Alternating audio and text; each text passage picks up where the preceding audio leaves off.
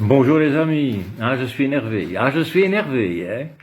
Vive la rentrée scolaire et les conneries qui vont aller avec, ouais.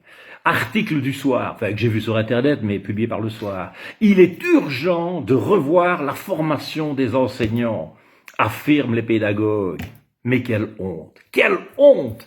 Voilà un demi-siècle que ces fameux pédagogues, ou plutôt pour être dans le vent, ces experts en éducation, détricotent, démolissent, inventent des règles plus débiles les unes que les autres et nous les imposent. Ce ne sont pas les profs qui ont pondu la réforme de l'orthographe, la fin des devoirs en classe, la fin des interrogations surprises, le passage systématique, oui, ne nous voilons pas la face, de première en deuxième secondaire, la fin des examens de Noël, la fin des examens de Pâques, les recours à volonté, j'en passe, et les meilleurs. Ce sont ces grands génies qui, à chaque nouvelle majorité, imposent aux profs comment ils doivent enseigner. Et pour quel résultat? Eh ben, en première secondaire, un élève sur deux est incapable d'écrire 2 phrases sans faute d'orthographe. C'est sûr que si on nous demande de donner cours en smiley, évidemment, ce sera plus facile. Il y en a qui ne savent même pas écrire sur les lignes. Il suffit de regarder dans les cahiers de vos enfants, vous verrez.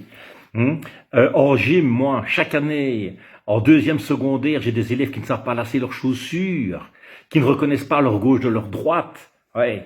Onkelings avait prédit qu'en 2000, tous les élèves francophones seraient bilingues. La bonne blague, va. Et pour ce faire, comment a-t-elle fait? Eh bien, elle a viré 4000 profs. C'est pas beau, ça. Juste avant le Covid, les grands penseurs étaient dans les starting blocks pour nous imposer leur fameux pacte d'excellence. Du latin pour tout le monde. Ça va les aider, tiens ça les gosses qui voudraient bien faire un métier manuel. Mais ça par contre, c'est aussi un autre problème. Ben oui, on ne trouve plus personne pour travailler en toiture, en maçonnerie, dans l'oreca. Pourquoi Ben là non plus, il ne faut pas se voiler la face. L'enseignement professionnel a toujours été dénigré, rabaissé, assimilé à des métiers de mandaille. Ah ben oui, mais surtout, trouver des jeunes qui savent se lever tous les jours à 6 heures du matin pour aller faire des métiers physiquement durs. C'est plus possible, ça. Non, non. Quand on écoute les gosses et leurs parents, ils ambitionnent tous des carrières de médecins, d'ingénieurs, d'avocats, de businessmen. Ben voyons. Mais je leur souhaite d'y arriver. Franchement, je leur souhaite d'y arriver. Mais avec toutes les réformes que j'ai citées plus haut, bonne chance, Moi, j'ai toujours dit, si les parents savaient ce qui se passe dans les écoles, les directives qu'on doit suivre, les montagnes de travail administratif qui ne servent à rien, eh ben, beaucoup seraient de notre côté. Enfin.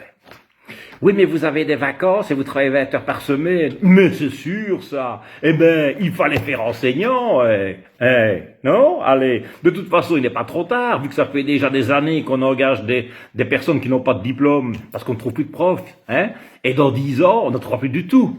Donc, voilà.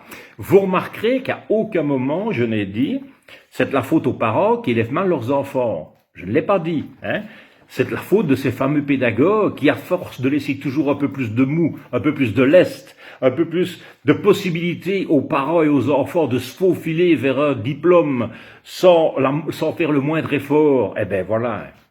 Voilà. Alors pour utiliser une formule que je n'utilise jamais mais qui tombe vraiment à pic ici, messieurs les pédagogues, allez vous faire foutre, j'ai envie de dire. Oh, dis Marc, tu dis des vulgarités. Ah non, non, non, non. J'ai envie de dire, je n'ai rien dit. Bon, mes amis, je vous embrasse quand même. Allez jeter un coup d'œil sur mon site www.marc-widvro.be parce qu'il y a des dates qui commencent à se rajouter. Les gens commencent à ressortir, à vivre un peu, c'est pas dommage. Pour tout le monde d'ailleurs. Allez, bisous.